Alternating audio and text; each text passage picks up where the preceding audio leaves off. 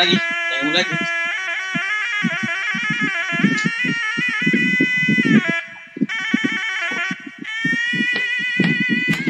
Allah.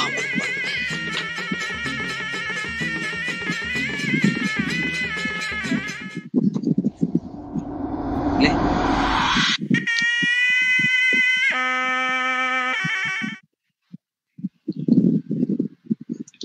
أعوذ بالله من الشيطان الرجيم بسم الله الرحمن الرحيم السلام عليكم ورحمة الله تعالى وبركاته الحمد لله رب العالمين والصلاة والسلام على أشرف الأنبياء والمرسلين وعلى آله وصحبه أجمعين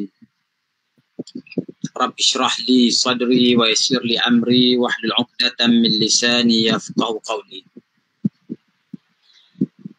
Alhamdulillah, pertamanya kita mengucapkan syukur pada Allah Subhanahu Wa Taala kerana pada hari ini awal bulan September tahun 2021 kita dapat bertemu semula untuk siri yang seterusnya program Kelantan Berhikayat yang dipersembahkan kepada tuan-tuan semua oleh Perbadanan Muzium Negeri Kelantan. Program Kelantan Berhikayat ini sebenarnya kita cuba mendedahkan maklumat-maklumat sejarah Kelantan yang tercatat di dalam rekod-rekod ataupun catatan lama yang berupa manuskrip dan juga rekod-rekod yang lama supaya kita dapat mengetahui sejarah negeri Kelantan dan kita dapat memahami bagaimanakah cita rasa kita dan juga wawasan kita dalam menjadikan bangsa kita sebagai bangsa yang besar dan bertamadun. Tuan-tuan sekalian, setakat hari ini kita telah pun berjaya menamatkan dua buah buku. Kita membaca dua buah buku.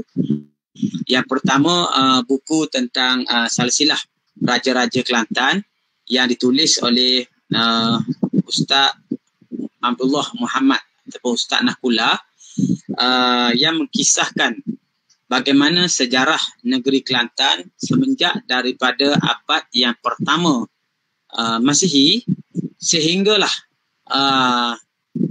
zaman Kesultanan moden pada hari ini.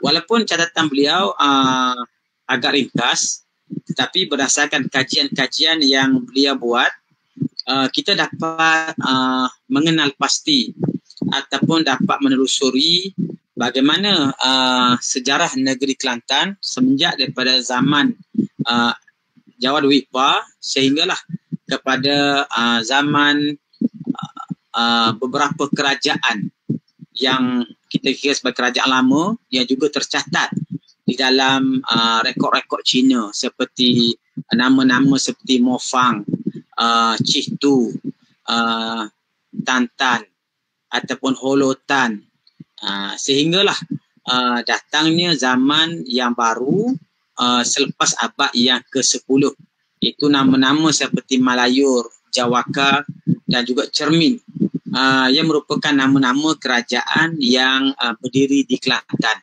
pada satu masa dahulu. Kemudian selepas itu kita juga telah didedahkan tentang kerajaan pada zaman Cik Siti Wang Kembang. Itu zaman anak-anak ataupun keturunan daripada Raja Baru Bashar daripada abad yang ke-14 sampai abad yang ke-17 sebelum munculnya zaman Champa, zaman Jembal dan akhirnya zaman dinasti Long Yunus. Itu ialah sejarah yang telah kita lihat sebelum pada ni dengan satu pendekatan yang dibuat oleh Ustaz Nahkula, iaitu melalui kajian-kajian dan juga penyelidikan yang beliau buat. Kemudian kita pada sesi yang lepas, pada minggu lepas, kita telah berjaya menamatkan bacaan kita yang kedua, iaitu Riwayat Kelantan. Riwayat Kelantan ni ialah sebuah catatan yang dibuat oleh As'ad Syukri Haji Muda, seorang tokoh sastrawan, pemikir dan budayawan yang terkenal di Kelantan pada abad yang ke-20. As'ad Syukri Haji Muda seorang keturunan bangsawan daripada keluarga Datuk Lundang, keluarga Datuk Lundang, dan beliau adalah abang kepada Datuk Asri, bekas Menteri Besar Kelantan.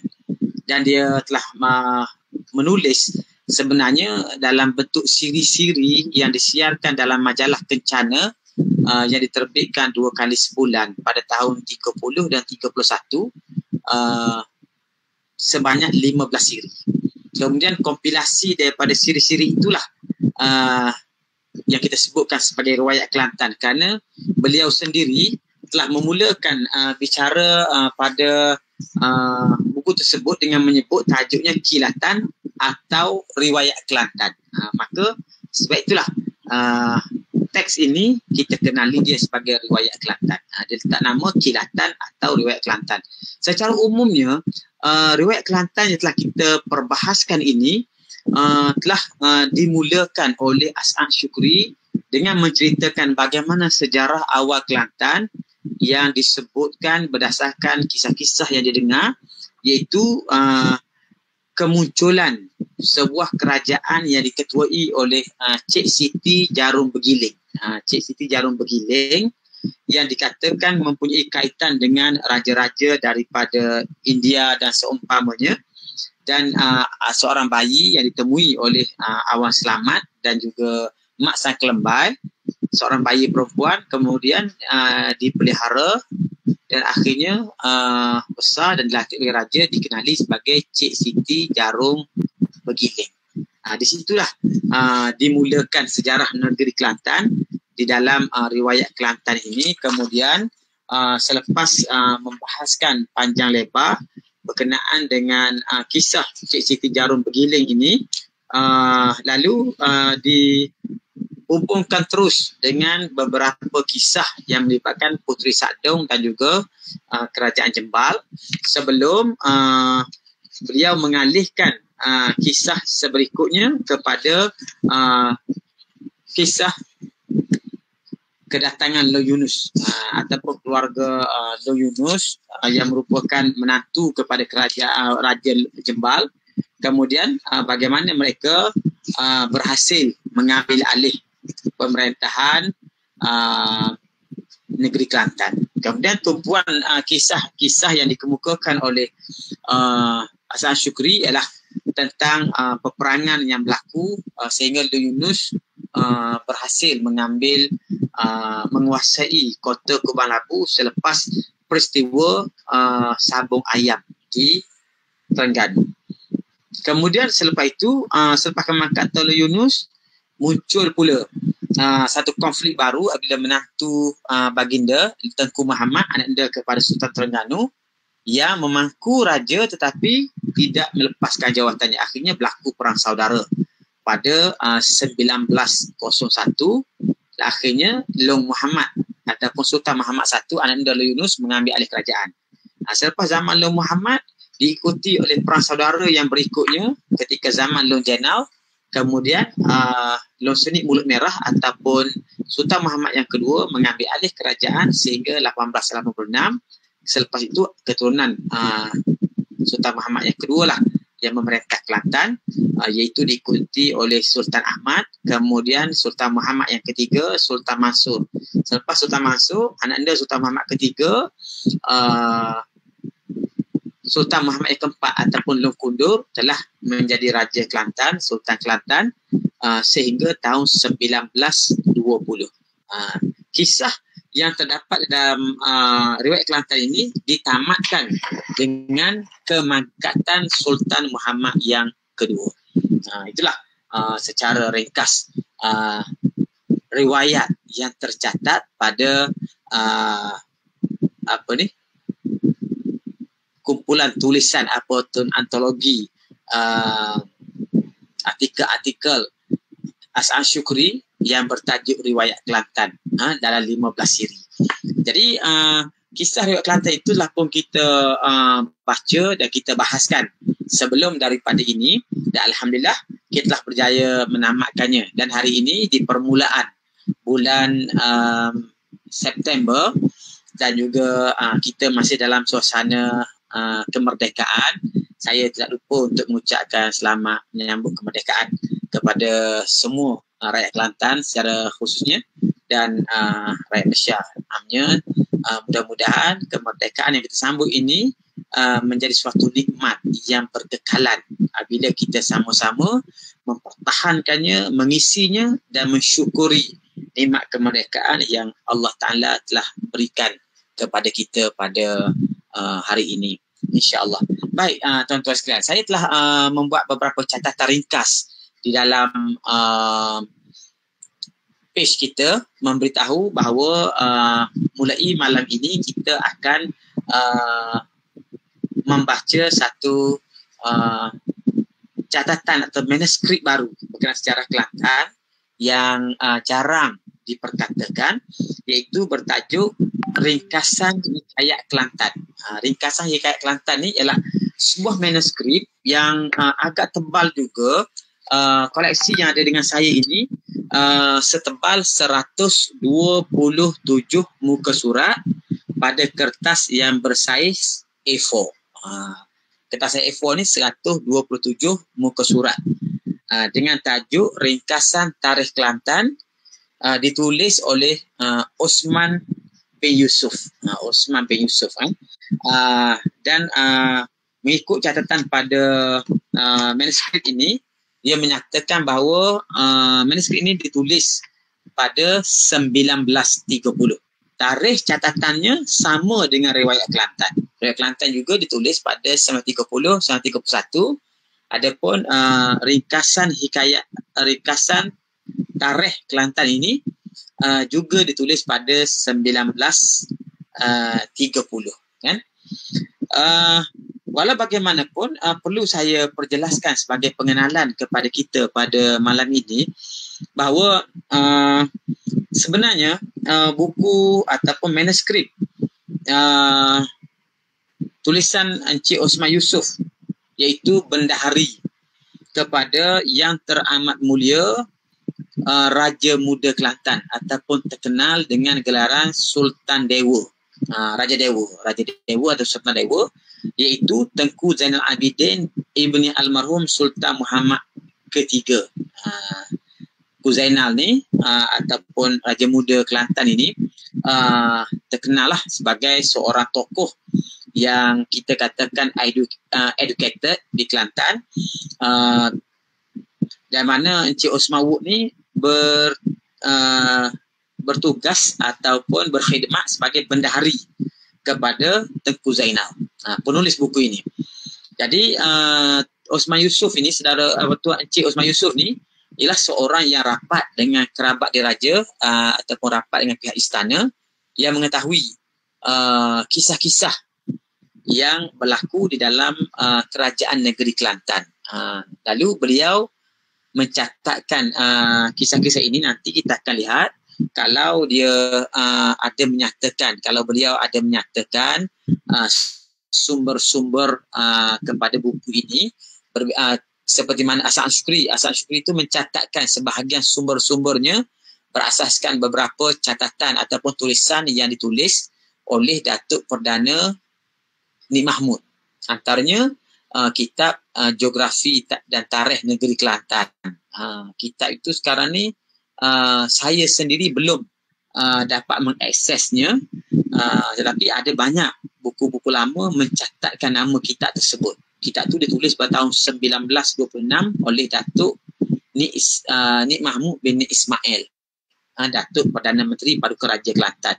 Itu dicatatkan sampai beberapa sumber lain, termasuk sumber-sumber kerajaan, rekod-rekod kerajaan pada awal abad yang ke-20 itu. Adapun catatan yang dibuat oleh Encik Osman Yusuf ini, setakat yang saya perasan, belum direkodkan daripada manakah sumber itu semua, dan saya besar keyakinan bahawa sumber yang tulis oleh Encik Osman Yusuf ini ialah datang daripada sumber-sumber lisan yang rapat dengan pihak istana. yang mengetahui sejarah. Kerana pada ketika itu, di awal abad yang ke-20 itu sebenarnya terdapat banyak manuskrip yang ditulis tentang sejarah Kelantan. Itu satu hakikat lah. Cuma tidak dicetak. Antara yang awal dicetak itu ialah buku-buku yang ditulis oleh Datuk Paduka Nik Mahmud itu, Datuk Paduka Raja Nik Mahmud itu. Kan? Ada 2-3 buku beliau tentang sejarah Kelantan, tarikh buku kitab geografi dan tarikh Kelantan, dan juga ringkasan cetera Kelantan itu dicetak. Adapun kebanyakan lain itu dalam bentuk manuskrip. Termasuklah sejarah negeri Kelantan yang ditulis oleh Haji Wang Abdullah Wansa. Manuskripnya sekarang masih ada di Perpustakaan Negara. Antaranya ialah Hikayat Seri Kelantan. Manuskripnya ada tersimpan di Perpustakaan Zabab, Universiti Melaya, yang mana penulis mendakwa mendapat maklumat daripada beberapa manuskrip. Antara lain ialah yang dimiliki oleh Tok Kenali dan juga Haji Wanuh Pasir Pekan, yang merupakan tokoh-tokoh masyarakat ketika itu yang menjadi rujukan. Selain daripada beberapa manuskrip yang sudah tidak ada lagi sekarang, termasuklah peringatan Pak Abdullah, peringatan Pak Omar Mahmud, dan juga peringatan Nik Sri Paduka Nik Suh. Merupakan manuskrip yang kita tidak temui lagi sekarang. Tetapi data-data yang mereka catatkan itu disebut dalam manuskrip lain yang menjadikannya sebagai rujukan. Adapun beberapa manuskrip yang berasal daripada kerabat diraja Jembal dan juga sebahagian daripada kerabat Lundang yang ada pada hari ini tetapi tidak dapat diakses oleh masyarakat awam. Sebahagiannya masih tersimpan di tangan ahli keluarga di dalam pertubuhan kerabat masing-masing.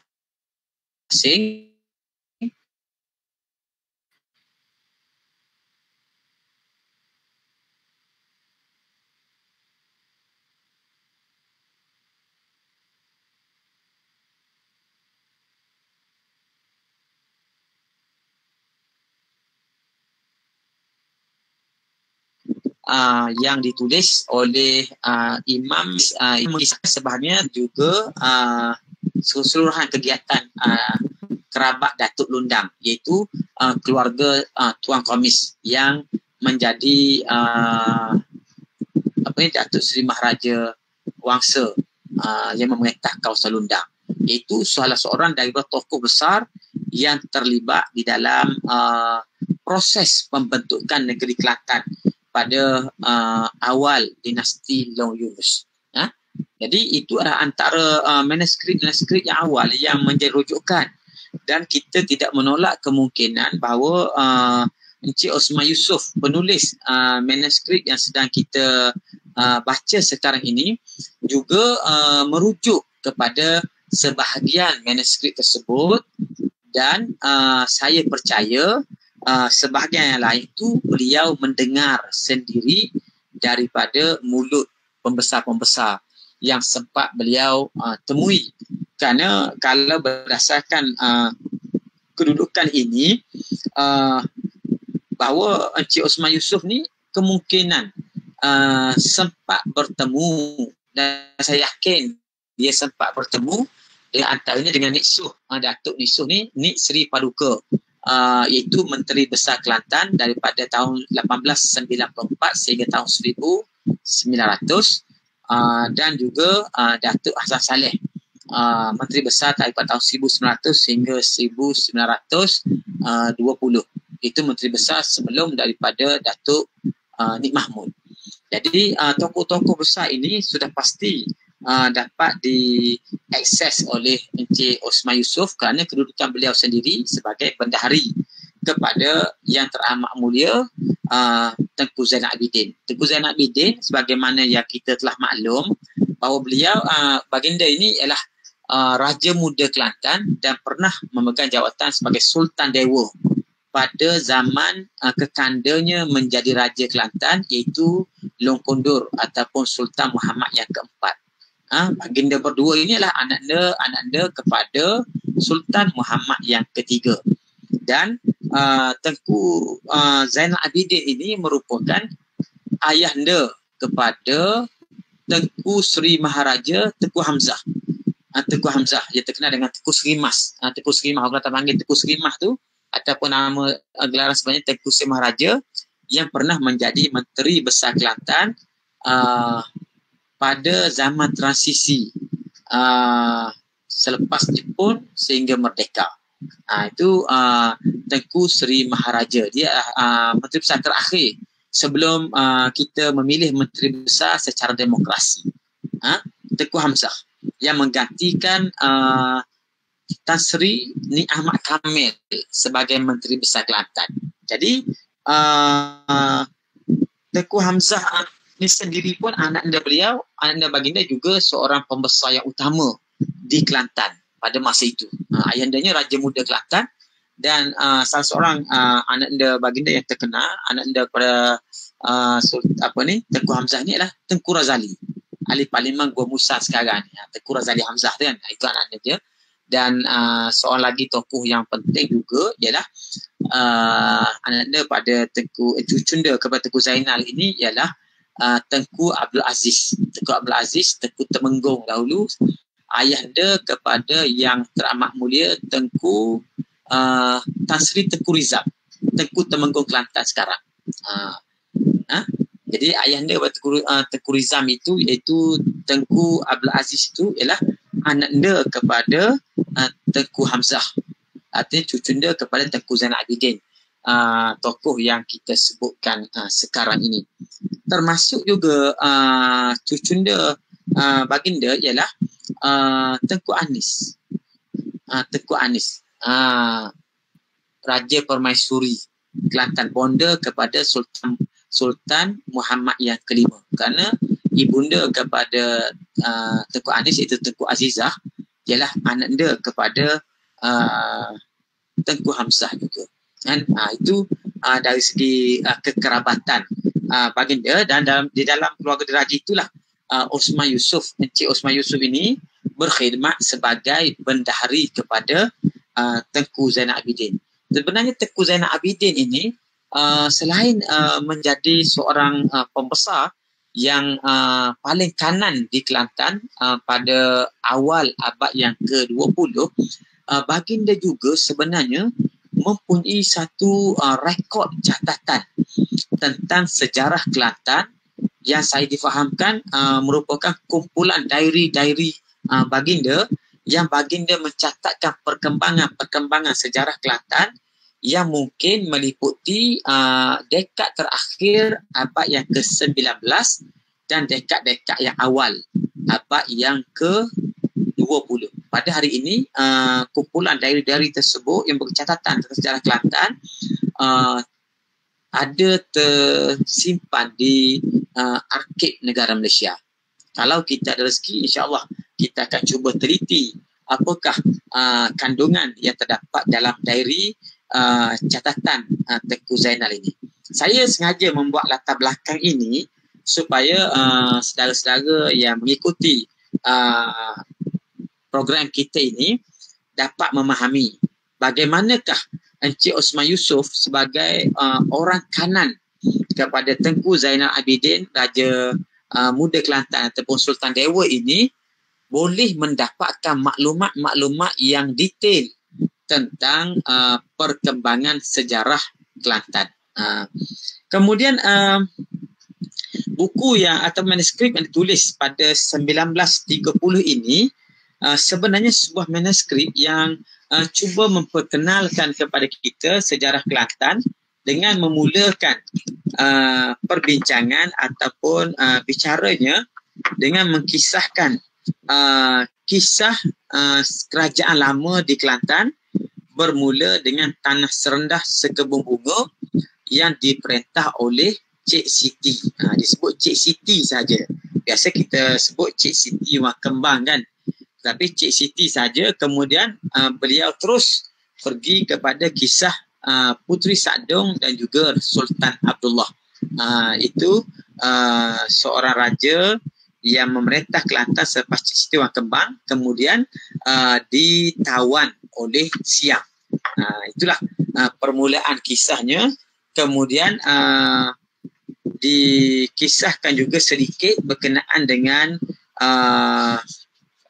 kerajaan Tanah Serendah Sekebun Bunga, dan akhirnya terus kepada perbincangan tentang beberapa orang raja yang memerintah Kelantan sebagai raja-raja kecil seperti Raja Cacing, Raja Bekalan Datu, Raja Kelocor dan beberapa raja lain. Dan akhirnya daripada Raja Jembal dikisahkan kedatangan Long Sulaiman sebagai seorang raja yang kemudiannya menjadi pemerintah Kelantan.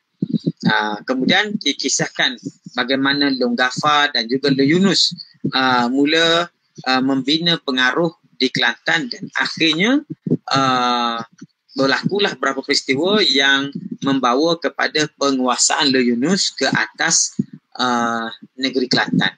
Maka sebahagian besar daripada kandungan manuskrip ini ialah mengkisahkan tentang sejarah Kesultanan Long Yunus, dinasti Long Yunus, dan penulis telah menamatkan kisahnya pada 1927 sehingga 1927, kerana buku ini atau manuskrip ini sendiri siap ditulis pada 1930. Jadi kita rasa itu sesuailah. Penulis berhenti pada kisah-kisah yang berlaku pada 1927. Walau bagaimanapun, saudara-saudara sekalian, manuskrip yang ada pada saya ini ada beberapa kelemahan yang terpaksa kita akui, kerana saya tak tahu sebabnya. Tetapi ketika saya memperolehi manuskrip ini sebenarnya setebal 127 halaman. Dan daripada 127 halaman itu ada keciciran 9 muka surat. 127 halaman ada keciciran 9 muka surat, iaitu pada muka surat 15, muka surat 18, muka surat 43, muka surat 51, muka surat 62, muka surat 98, muka surat 102, muka surat 105 dan muka surat 109. Jadi kat depan tu 15 dengan 18 dekat-dekat, kemudian ujung 102, 105, 109. Yang lain tu jauh-jauh lah. Jadi setelah saya memerhatikan kandungan yang terdapat di dalam buku ini, walaupun ada keciciran sebanyak 9 muka surat, secara umumnya jalan cerita dan kandungan peristiwa-peristiwa yang berlaku, khususnya peristiwa yang penting, tidak terjejas dengan tercicirnya 9 muka surat itu. Kerana dia bukan tercicir terturut kan. Kalau kita berturut-turut 5 muka, mungkin ada banyak benda yang akan hilang. Tapi dengan dia tercicir ni dalam jarak yang jauh-jauh, maka pada pandangan saya kisahnya tidak terputus langsung, tapi mungkin ada keciciran peristiwa-peristiwa yang kecil. Yang itu kita dapat apa-apalah. Cuma kalau kita dapat menemui salinan yang lain yang lengkap, mungkin kita dapat menutup ruang-ruang keciciran tersebut. Tapi buat masa kini saya sangat bersyukur pada Allah Subhanahu Wa Taala kerana kita masih berpeluang untuk meneliti manuskrip yang sudah berumur 91 tahun ini. Dulu ditulis 1930, sekarang sudah 2021, artinya 91 tahun dah umur manuskrip ini. Pun begitu, saya perlu jelaskan juga kepada tuan-tuan sekalian bahawa sebenarnya manuskrip yang kita bacakan ini bukanlah manuskrip asal yang ditulis oleh Encik Osman Yusof. Tetapi teks asal manuskrip ini telah disalin oleh Tengku Ibrahim bin Tengku Yusuf. Yang kita rujuk ni salinan Tengku Ibrahim Tengku Yusuf, di mana Tengku Ibrahim telah membuat salinan kepada manuskrip ini. Kita fahamlah ketika ini masih belum ada lagi mesin photostat ataupun nak snap gambar macam telefon. Jadi disalin secara manual lah dengan tangan. Salinan ini dibuat oleh Tengku Ibrahim bin Tengku Yusuf bertarikh 31 Januari 1962. Itu salinan yang pertama. Dibuat oleh Tengku Ibrahim, dan salinan ini disalin daripada naskah asal yang menjadi kepunyaan Encik Osman Yusof, penulisnya. Lalu disalin kali yang pertama oleh Tengku Ibrahim bin Tengku Yusof. Kemudian beberapa ketika selepas salinan yang dibuat oleh Tengku Ibrahim, dalam jangka masa tak sampai setahun kemudian, salinan Tengku Yusuf itu telah dipinjam oleh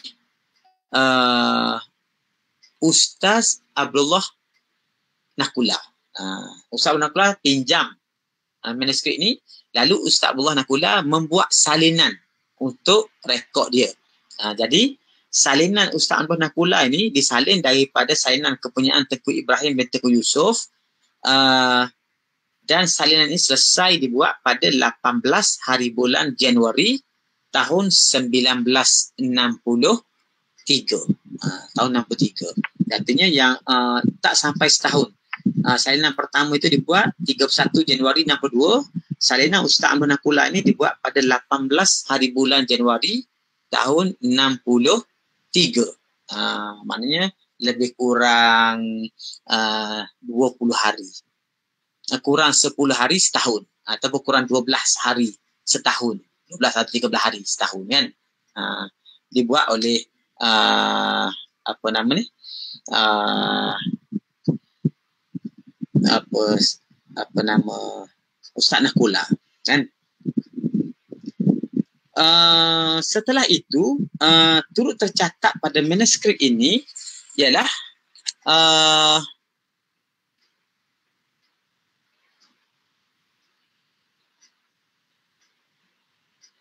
kata dia di sini di akhir muka surat ini, kata dia disalin oleh saya,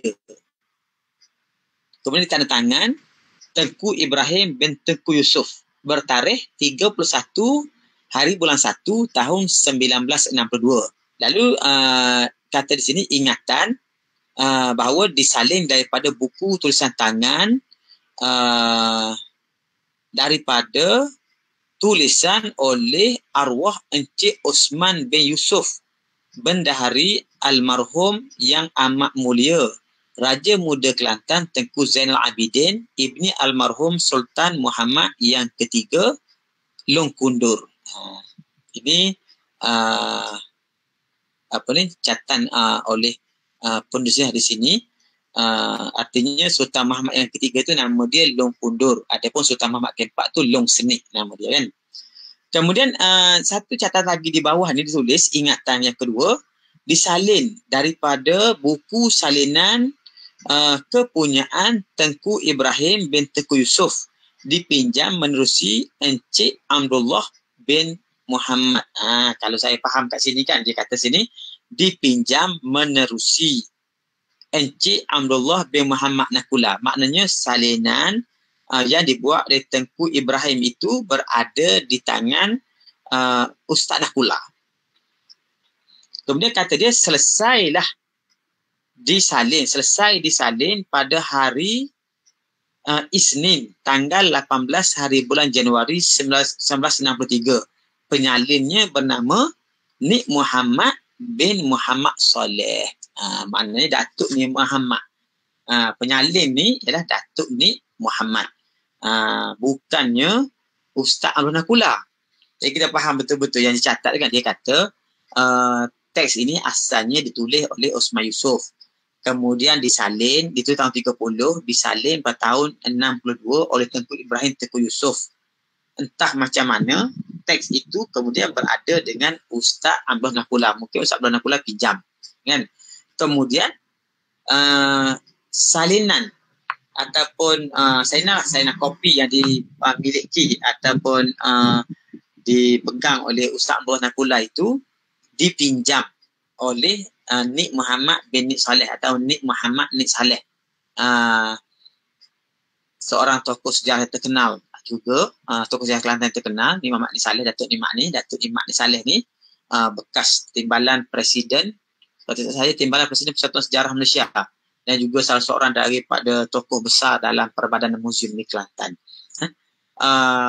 Datuk Nik Muhammad Nik Saleh telah menyalinnya pada 18 hari bulan Januari tahun 63. Jadi manuskrip yang saya paparkan pada page kita itu, ada bahagian dalam tu, muka surat yang tulis Jawi itu, itulah manuskrip yang ditulis tulisan tangan Datuk Nik Muhammad Saleh. Jadinya itu adalah salinan yang ketiga, kan? Salinan yang ketiga. Kemudian menurut setengah catatan juga menyatakan bahawa manuskrip yang ditulis oleh Datuk Nik Muhammad dalam tulisan Jawi ini setebal 127 muka surat ini telah disalin dan dirumikan oleh Datuk Muhammad Saleh Akib. Datuk Muhammad Saleh Akib ni, Ayah Leh ni, dia telah membuat salinan dan merumikan semula tulisan Datuk Nik Muhammad ini pada 1 hari bulan Oktober tahun 2014. Jadi alhamdulillah kerana saya dapat memiliki ataupun mengakses kedua-dua salinan ini, salinan rumi yang ditulis oleh, yang ditranskripkan oleh Datuk Saleh Akib, dan juga salinan salinan tulisan Jawi yang ditulis oleh Datuk Nik Muhammad Nik Saleh. Jadi insya-Allah tuan-tuan semua, itulah sedikit latar belakang yang saya sebutkan dahulu pada malam ini sebagai pengenalan kepada buku baru yang kita akan mulai bacakan pada malam ini. InsyaAllah kita ada lebih kurang 20 minit lagi. Saya akan membaca beberapa bahagian daripada buku ini untuk tatapan kita bersama. Tetapi membaca buku ini agak sulit walaupun bertulisan Jawi ataupun yang bertulisan Rumi, kerana penulis yang menyalin telah menyalin secara terus tanpa mencatatkan sebarang tanda baca. Itu agak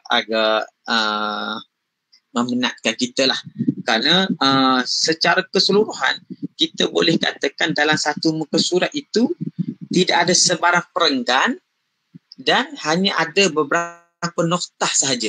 Ada beberapa noktah sahaja satu muka surat.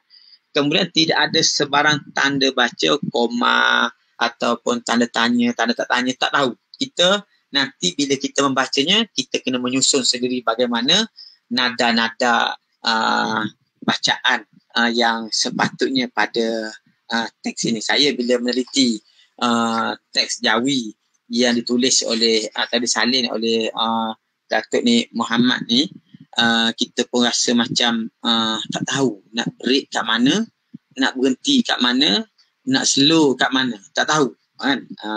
Adakah ni ayat penyata, adakah ni ayat tanya, kita pun tak tahu. Maka nanti bila kita membaca satu persatu, kita cuba adjust, susun aturkan supaya bacaan itu memberikan konotasi yang tepat kepada maksud yang sebenar. Baik tuan-tuan sekalian, kita akan terus membaca. Saya berharap pada malam ini sekurang-kurangnya kita dapat menghabiskan paling tidak satu cerita yang paling basic sekali. Baik, kita mulakan pembacaan kepada manuskrip ini. Ringkasan Tarikh Kelantan adalah cerita orang tua-tua dahulu kala Kelantan ini negerinya bernama Serendah Sekebun Bunga. Pada zaman Cik Siti perintah. Dia kata nama Kelantan pada masa ni kalau biasa sebut Tanah Serendah Sekebun Bunga kan. Tapi kat sini dia hanya sebut nama Kelantan dahulu zaman Cik Siti perintah. Mana zaman pemerintahan Cik Siti ataupun Cik Siti Wang Kembang itu, nama negeri Kelantan ni ialah Tanah Serendah Sekebun Bunga ataupun Serendah Sekebun Bunga saja.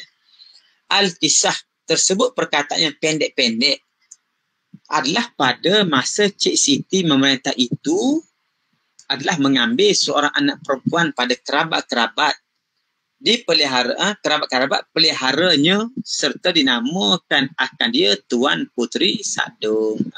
Dengan tidak bercerita siapakah Cik Siti Wang Kembang, bagaimanakah kerajaannya, bila masa dia merintah, macam mana kemakmuran zaman dia, tak disebut, cuma dia terus masuk kisahnya.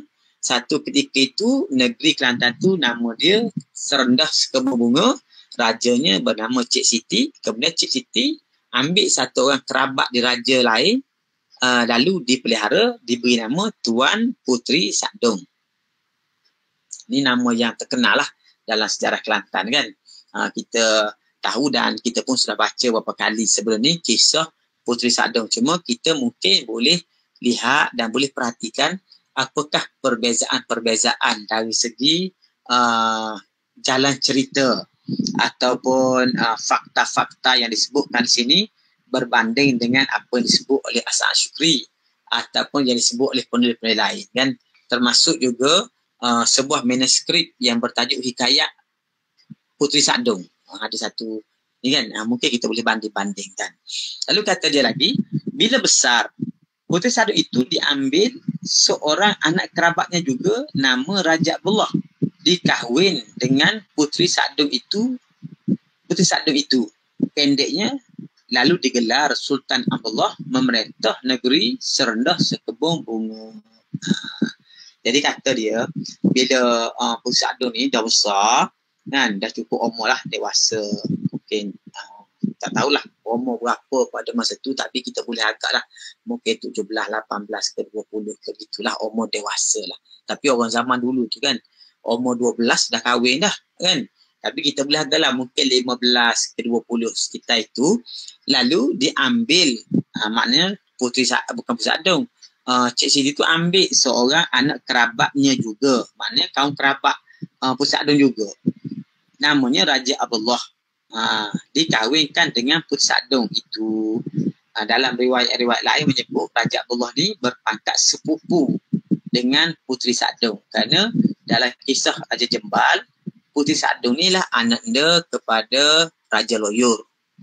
Adapun Raja Abdullah lah ananda kepada bendahara Raja Bahar, iaitu adinda kepada Raja Loyor, Sultan Jembal ketika itu. Raja Abdullah ni anak bendahara, iaitu adinda kepada Sultan Jembal yang bernama Raja Loyor. Adapun Puteri Sadong itulah anak Raja Loyor. Kan?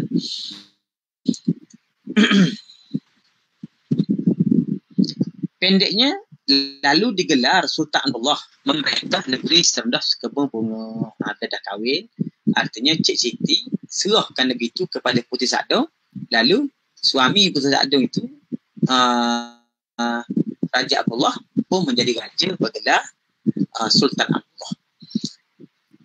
Maka Cik Siti pun pindah pergi duduk di Bukit Bintang. Ini bukan Bukit Bintang Kuala Lumpur tuan-tuan. Di Bukit Bintang, satu bukit nama dia Bukit Bintang. Kita tak tahu kat mana, dia tak sebut secara spesifik. Dia kata nama tempat tu Bukit Bintang. Yang kita biasa dengar, Cik Siti ni pergi duduk di sebelah hulu Kelantan di Gunung Cinta Wangsa ataupun Gunung Ayam apa gitulah, bertapa dan beribadat di sana, Gunung Cinta Wangsa. Mungkin nama yang berbeza itu mengikut sebutan-sebutan zaman ataupun lain-lain lah. Kita tak tahu tempat yang sebenar di mana, tapi disebut di sini Bukit Bintang. Tapi yang saya disebut sebagai Gunung Ayam ataupun Gunung Cinta Wangsa itu ada satu kawasan pergunungan di sebelah hulu Kelantan. Maka memerintahlah Sultan Abdullah negerinya tempat mahligai di Bukit Marak. Tempat mahligainya di Bukit Marak, yang ada sekarang ini adanya. Maka Raja Abdullah dengan Puteri Sa'dun ni memerintah di Bukit Marok. Bukit Marok sekarang tu lah kan. Di situlah tempat merintah dia. Katanya mahligainya di Bukit Marok. Dia panggil mahligai kan. Ataupun disebut istana ataupun kotanya di Bukit Marok. Maka kisah maka kedengaranlah elok rupa Puteri Sa'dun itu kepada Raja Siam. Maka Raja Siam pun mesyuarat dengan orang-orang besarnya berkehendakkan kepada Puteri Sa'dun itu.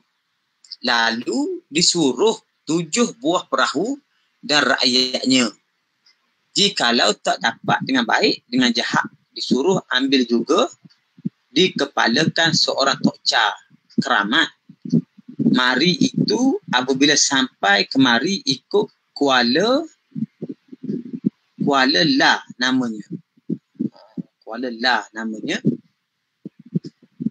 Dahulu. Itu namanya dahulu. Sekarang dipanggil Kuala Kebir. Singgah di pengkalan kampus rendah yang ada sekarang, lalu naik menghadap Sultan Abdullah menyatakan kehendak Raja Maha Besar Siam akan isterinya Puteri Sa'dun. Saya tak tahu nak berhenti kat mana sebab daripada perkataan yang pertama tadi sampai tu tak ada satu tanda baca pun. Jadi kita cuba fahami tuan-tuan.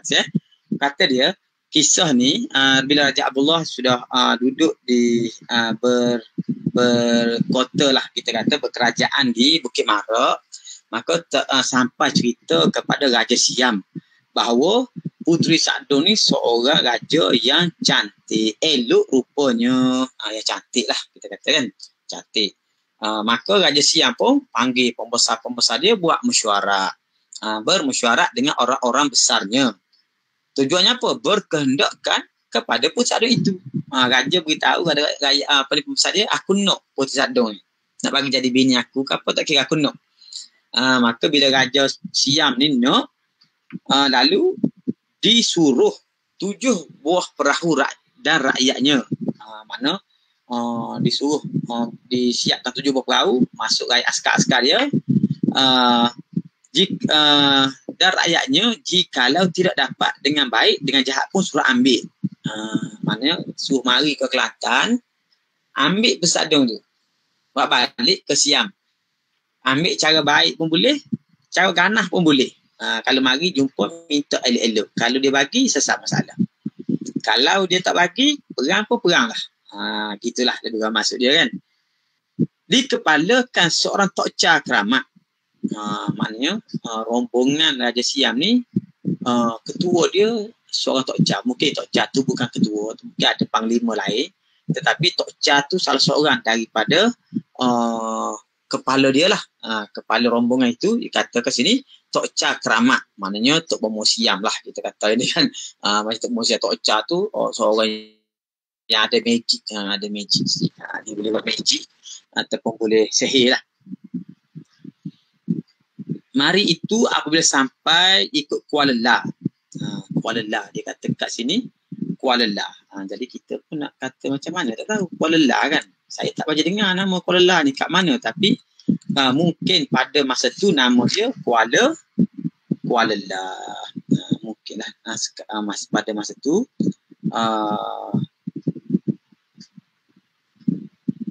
Kuala La.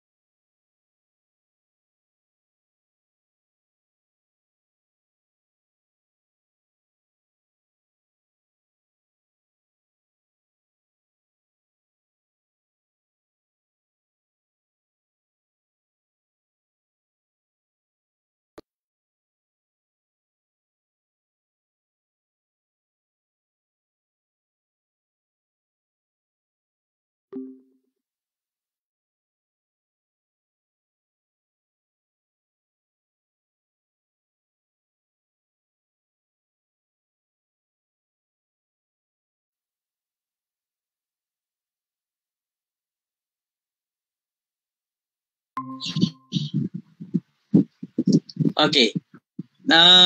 Seterusnya kata penulis lagi, singgah di pengkalan kampung serendah yang ada sekarang ini. Mana dia masuk di Kuala Lumpur. Saya tak tahu macam mana Kuala Lumpur. Kuala Lumpur dahulu Kuala Kerai kan. Ataupun Kuala Kelantan lah. Saya rasa lebih logik tu adalah Kuala Sungai Kelantan, Kuala Besar itu kan. Lalu dia masuk di pengkalan kampung serendah. Singgah di pengkalan kampus rendah. Kampus rendah tu kawasan Kadok lah lebih kurang sekarang. Di Kadok sekarang ni kita masuk dalam sana tu kawasan Dewan Betul tu kan. Masuk dalam tu itu ada kampung serendah nama tu kan. Tak jauh daripada apa nama ni Kalai Pioh kan. Kedai Pioh tu masuk tu tapak ke sungai tu. Jadi di situ lah kita panggil kampus rendah, pengkalan kampus rendah. Yang mana yang ada sekarang ini lalu naik menghadap Sultan Abdullah menyatakan kehendak Raja Besar Siam akan isterinya Puteri Sakdong. Jadi rombongan ni pun berhenti di Kuala Kampus Rendah, Pengkalan Kampus Rendah, naik menghadap Sultan Abdullah lalu menyampaikan titah perintah daripada Raja Siam untuk Puteri Sakdong. Sedangkan Puteri Sakdong ni ialah isteri kepada Raja Abdullah. Maka tiada dibenarnya, maknanya Raja Abdullah tak bagi. Bila dia minta tak bagi. Lalu berperanglah. Maka peranglah. Tak ada cara lain lah kan. Sebab nak ambil cara baik. Kalau tak bagi, cara kasar pun kasar lah. Peranglah kata dia. Maka berperang. Tiba-tiba tiada tahan Sultan Abdullah. Lalu muafakatlah dengan isterinya hendak lari. Oleh kerana perang-perang ni Raja Siam tu dia main ramai juga 7 buah kapal, 7 buah perahu kan. Lepas tu bawa tokca tu sekali. Masa perang-perang ni rupanya Raja Abdullah dalam keadaan tidak bersedia. Kerana dengan tiba-tiba saja dia pun tak tahan. Bila tak tahan, lalu muafakatlah dengan isterinya. Berpakatlah dengan Puteri Sakdong, berbincang-bincang, berpakat buat apa? Hendak lari. Nak lari daripada istana. Maka kata Puteri Sakdong, baik malam ini kita pindah. Malam ini kita pindah sekarang.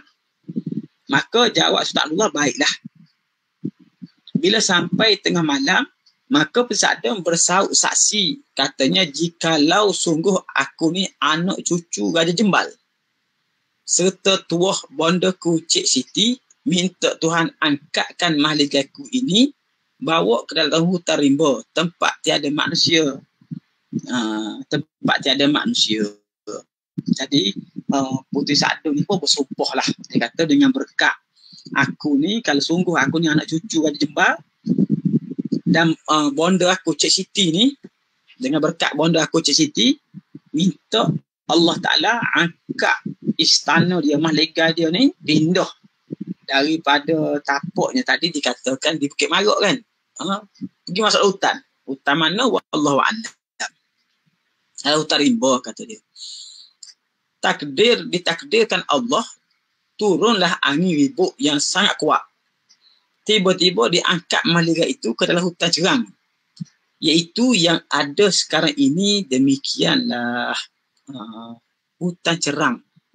Jadi mahligai itu pun terangkat daripada Bukit Marok, duduk di hutan cerang. Saya tak tahu hutan cerang ni nama khas, nama kampung hutan cerang ke, ataupun dalam hutan cerang, dalam hutan mana, wallahu a'lam kan. Tapi dia kata sini hutan cerang yang ada sekarang ini, demikianlah hutan cerang sekarang. Kat mana hutan cerang tu kan? Itu kena kaji lah kat mana kan. Saya rasa ada Kelantan nama kampung hutan cerang kan. Adakah hutan cerang itu ataupun ada satu tempat lain hutan cerang, ataupun Cerang Tegayung. Yang masyhur tu Cerang Tegayung kan, kerana tanah serendah Sekebunga tu dikaitkan dengan Cerang Tegayung. Cerang Tegayung itulah kampung yang terletak orang kata dekat dengan mahligai kan, Cerang Tegayung. Cerang Tegayung ni dekat dengan mahligai. Tanah serendah Sekebunga itu dekat dengan kau macam mana? Tapi kalau tak silap saya, Cerang Tegayung ni, kampus Cerang Tegayung tu area Maligai sekarang. Cerang Tegayung. Kampus Tegayung tu kan, Tegayung kan Maligai. Tanah Serendah tu terletak di tepi Sungai Kelantan di kawasan Kadok.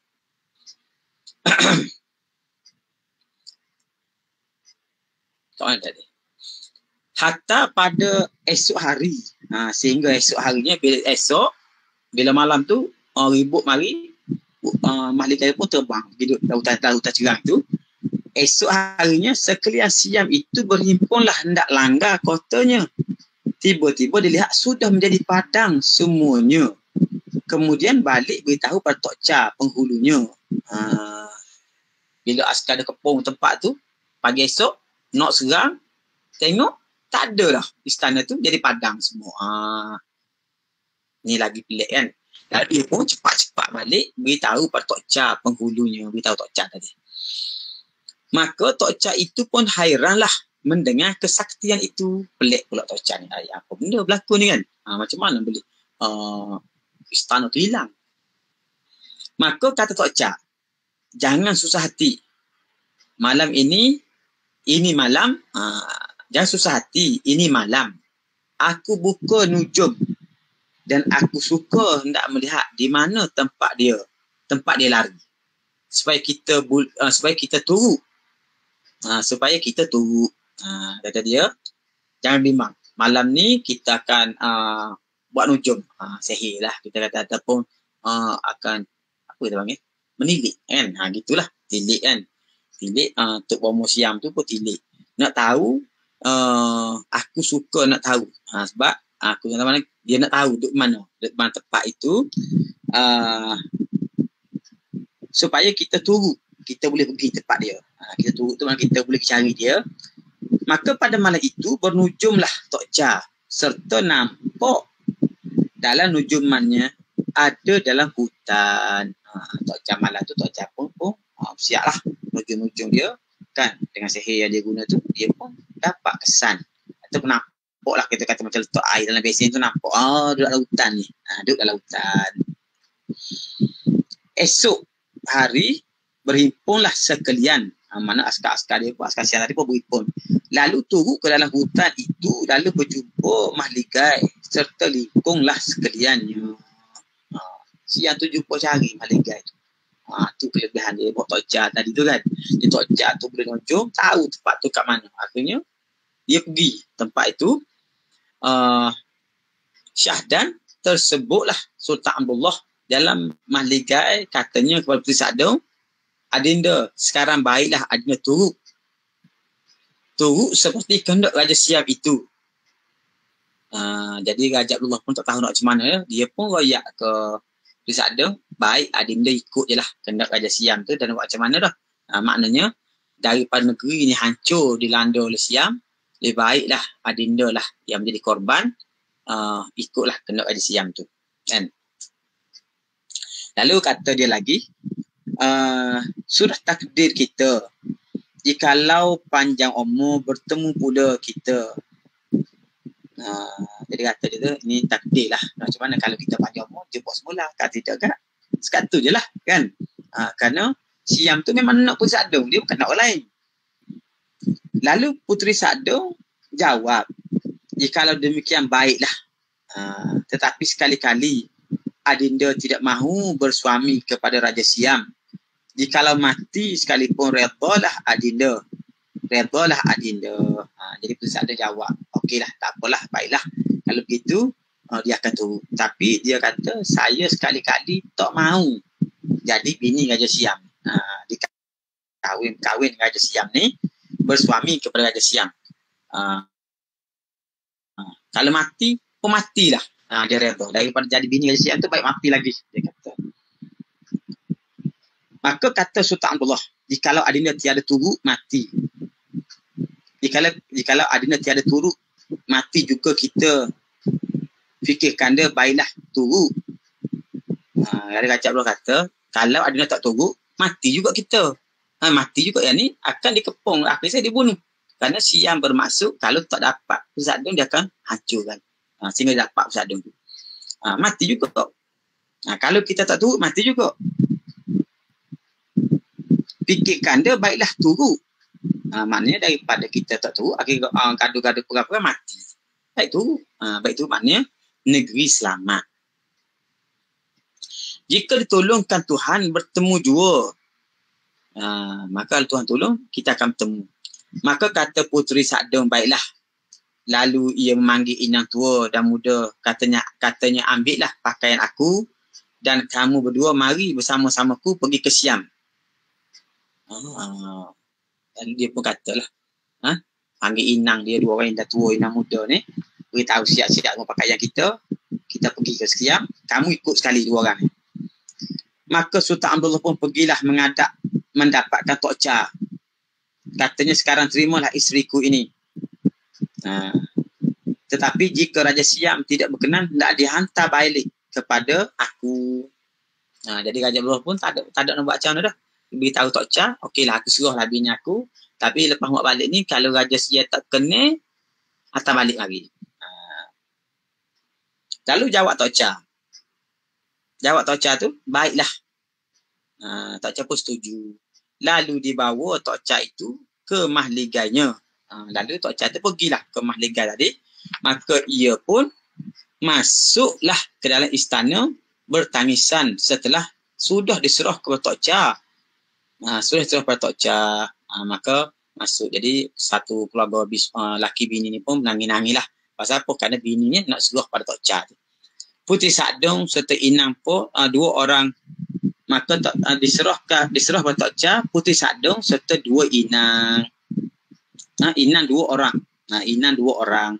Maka Tok Cha itu pun ikut di belakang. Setelah sampai di perahu, maka sekalian itu pun belayarlah menuju ke negeri Siam. Jadi tuan-tuan sekalian, kita berhenti setakat itulah malam ni ya.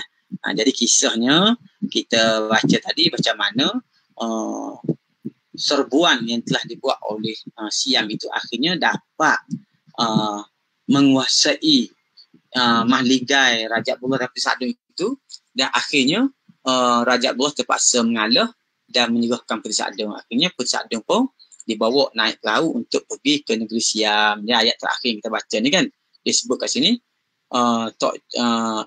Maka Tok Cha itu pun ikut di belakang. Setelah sampai di perahu, maka sekalian pun belayarlah menuju negeri Siam.